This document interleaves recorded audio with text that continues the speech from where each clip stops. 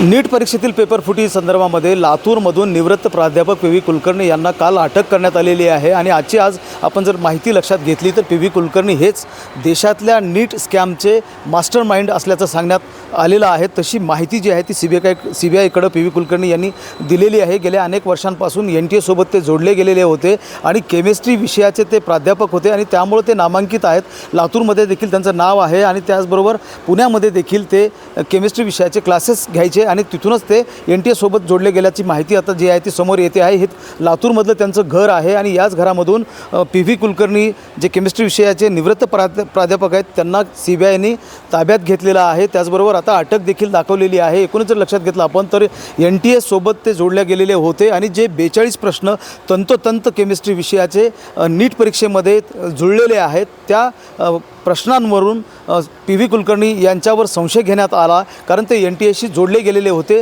Paper set करायचे आणि paper set करण्याचं काम पी व्ही कुलकर्णी यांच्यावर असल्यामुळं पहिल्यांदा त्यांच्यावरच संशय गेला आणि सीबीआयच्या तपासामध्ये आता पुढे आलेले आहे की देशामध्ये जो काही नीट स्कॅम झालेला आहे त्याचं मास्टर माइंड म्हणून पी व्ही कुलकर्णी यांचं नाव जे आहे ते पुढे आलेलं आहे। लातूरच्या नामांकित महाविद्यालयामध्ये ते प्राध्यापक होते आणि त्यानंतर ते रिटायर्ड झाले। पुणे आणि लातूरमध्ये ते कोचिंग क्लासेस देखील घ्यायचे आणि आता NTA सारख्या एजन्सीसोबत ते जोडले गेलेले होते आणि पेपर सेट जो आहे तो त्यांनी 2026चा देखील केलेला होता आणि संभाव्य प्रश्न जे आहेत गेस म्हणून ते देखील त्यांनी कोचिंग क्लासेसच्या विद्यार्थ्यांना पुढे दिलेले होते आणि स्कॅममध्ये त्यांचा जो सहभाग आहे तो असल्याचा आता निष्पन्न होत आहे।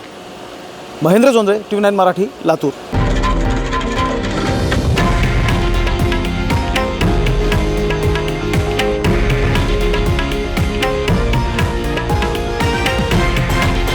हे आहे देशातील नंबर 1 न्यूज नेटवर्क आणि आपण पाहत आहात TV9 मराठी, एकमेव।